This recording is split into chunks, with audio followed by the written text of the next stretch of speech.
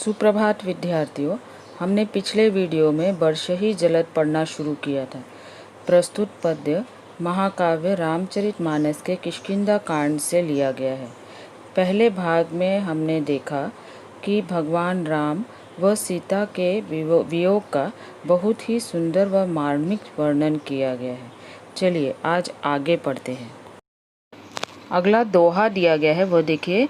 हरित भूमि तृण संकुल, समुझी परही नहीं पंत, जिमि पाखंड विवादते, लुप्त होही सदग्रंथ। शब्दार्थ देखिए यहाँ पर। तृण, तृण यानी घास, संकुल, संकुल यानी विविध जीवों से भरी हुई धरती, समुझी, समुझी यानी समझना, पंथ, पंथ यानी रास्ता, जिमि, जिमि यानी जैसे, विवाद, विवाद यानी विवाद या प्रसार, लुप्त, लुप्त यानी समाप्त होना, खत्म हो जाना, सदग्रंथ, सदग्रंथ यानी महान ग्रंथ। यहाँ पर अर्थ देखिए। वर्षा ऋतु में हर तरफ हरियाली छाई हुई है, पृथ्वी बड़ी बड़ी घास से भर गई है। अब हर तरफ हरी हरी घास हो जाने की वजह से जो पगडंडियाँ या रास्ते थे वे ऐसे लुप्त हो गए हैं, वे ऐसे समाप्त हो गए हैं जैसे पाखंडी के पाखंड भरे मत अर्थात विचारों के प्रसार से सदग्रंथ या उसमें निहित ज्ञान कुछ समय के लिए लुप्त हो जाता है। यानी हरी हरी घास हो जाने की वजह से उसमें जो छोटे छोटे रास्ते, हरित भूमि तृण संकुल यानी हरी हरी घास के हो जाने से, बढ़ जाने से उसमें जो पंथ है, उसमें जो रास्ता है, समुझी पर ही नहीं पंथ, यानी उसमें जो छोटा छोटा सा रास्ता है वो लुप्त हो गया है, वो दिखाई नहीं देता है। ठीक उसी प्रकार से जैसे पाखंडी के पाखंड भरे मत से जिमि जिमि पाखंड विवाद थे, जिमि यानी जैसे, पाखंड भरे यानी पाखंडी के विवाद से, उसके प्रचार से यानी उसके पाखंड भरे मत से उसमें निहित ज्ञान, सदग्रंथ में जो निहित ज्ञान है वो कुछ समय के लिए लुप्त हो गया। लुप्त हो ही सदग्रंथ यानी वो सदग्रंथ में जो ज्ञान की बातें हैं वह लुप्त हो गई है, वो दिखाई नहीं दे रही है। आगे देखिए। दादुर धुनी चहु दिशा सुहाई, वेद पढ़ही जनु बटु समुदाय। यहाँ पर शब्दार्थ देखिए। दादुर यानी मेंढक, धुनी, धुनी यानी ध्वनि, चहु दिशा यानी चारों दिशाओं में, सुहाई, सुहाई यानी सुहावनी लगती है, वेद, वेद यानी वेद, पढ़ही, पढ़ही यानी पढ़ रहे हैं, जनु, जनु यानी जैसे, बटु यानी विद्यार्थी, समुदाय, समुदाय यानी समूह। तो यहाँ पर इसका अर्थ है, यहाँ पर कवि कहते हैं कि वर्षा काल में चारों दिशाओं में मेंढकों की ध्वनि ऐसी सुहावनी लगती है मानो विद्यार्थियों का समूह वेद पाठ पढ़ रहा हो, यानी वेद पाठ कर रहा हो। यानी दादुर धुनी चहु दिशा सुहाई, यानी कवि कहते हैं कि दादुर यानी मेढकों की धुनी यानी मेढकों का ध्वनि यानी मेढकों का स्वर, चहु दिशा सुहाई यानी चारों दिशाओं में मेढकों की ध्वनि सुहावनी लगती है, ऐसी सुहावनी लगती है जैसे मानो विद्यार्थियों का समूह वेद पाठ कर रहा हो। वेद पढ़ही जनु बटु समुदाय, बटु यानी विद्यार्थियों, जनु यानी जैसे, जैसे ऐसा लगता है जैसे कि जो विद्यार्थियों का समूह है वे वेद पाठ पढ़ रहा है। नव पल्लव भय बिटप अनेका, साधक मन जस मिले विवेका। यहाँ पे शब्दार्थ देखिए।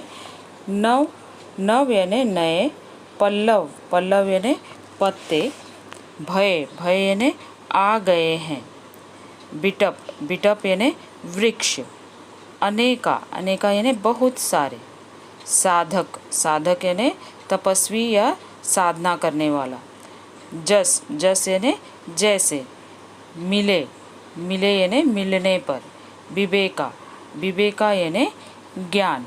तो यहाँ पर अर्थ देखिए। इस पंक्ति का अर्थ है अनेक वृक्षों में नई नई कोपलें आ गई है, यानी नए नए पत्ते आ गए। नव पल्लव भय बिटप अनेका, बिटप यानी वृक्ष, नव पल्लव, नव पल्लव यानी नए पत्ते, नई कोपले, तो नए नए पत्ते वृक्षों पर अनेक नए नए पत्ते आ गए हैं, जिससे वे ऐसे हरे भरे तथा सुशोभित हो गए हैं जैसे साधना करने वाले किसी व्यक्ति का मन ज्ञान प्राप्त करने पर प्रफुल्लित हो जाता है। साधक मन जिस मिले विवेका, यानी साधना करने वाला जो साधक व्यक्ति है उसके मन में ज्ञान प्राप्त करने पर उसका मन जिस प्रकार से प्रफुल्लित हो जाता है, उस प्रकार से ये हरे भरे वृक्ष जो है सुशोभित हो रहे हैं। अर्क जवास पात बिनु बयेऊ, जस सूराज खल उद्यम गयेऊ। यहाँ पर शब्दार्थ देखिए। अर्क यानी मदार, ये एक प्रकार का पेड़ है, वृक्ष है। जवास, जवास भी ये एक प्रकार का पेड़ है, जवासा। पात, पात यानी पत्ते। बिनु, बिनु यानी बिना।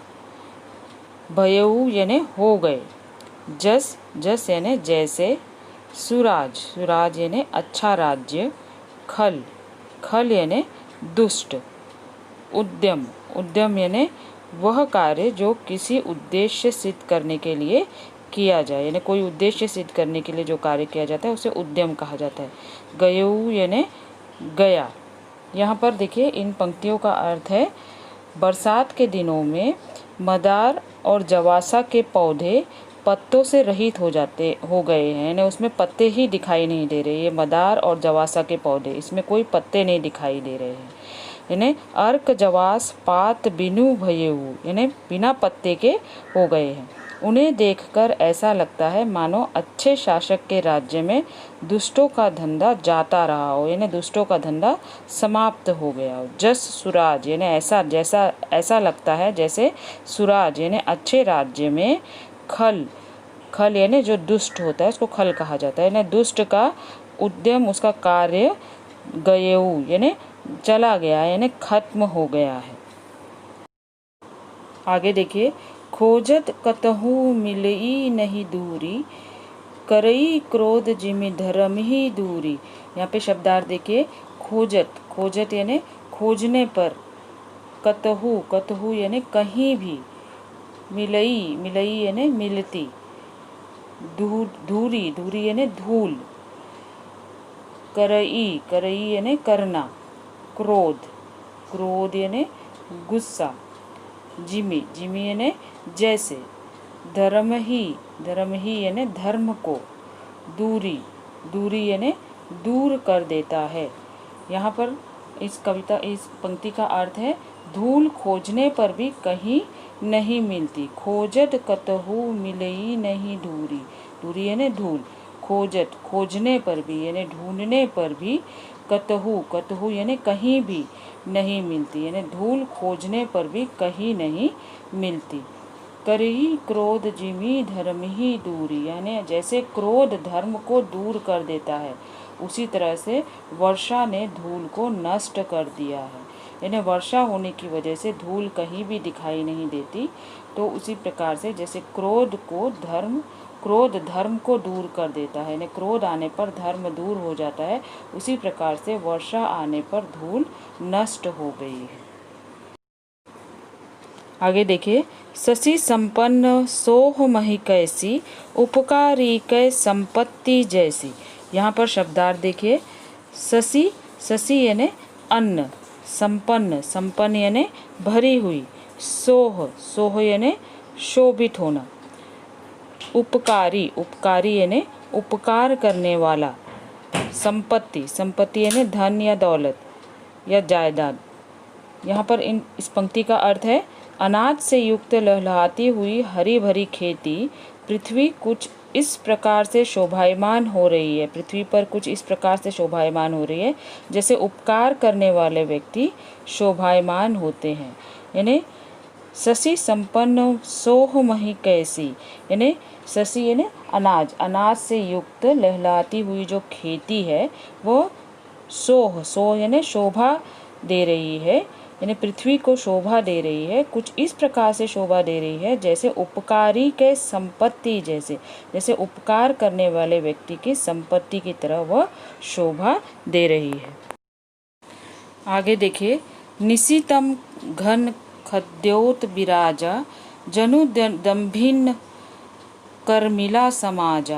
यहाँ पे शब्दार्थ देखिए, निसी, निसी यानी रात, तम, तम यानी अंधकार, घन, घन यानी बादल, खद्योत, खद्योत यानी जुगनू, विराजा, विराजा में यानी विराज्यमान, जनु, जनु यानी जैसे, दभिन्न यानी जैसे जिसे अहंकार, दंभ या अहंकार हो, समाजा, समाजा यानी समाज, यानी रात के अंधकार में जुगनू चारों ओर दिखाई दे रहे हैं।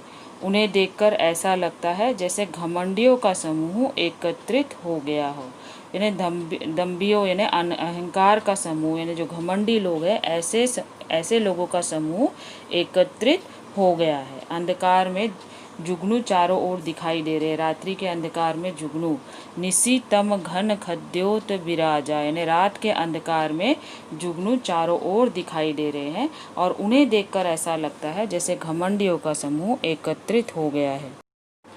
प्रिय विद्यार्थियों, आशा करती हूँ कि पढ़ाया गया जो पद्यांश है वह आपको समझ आ गया होगा।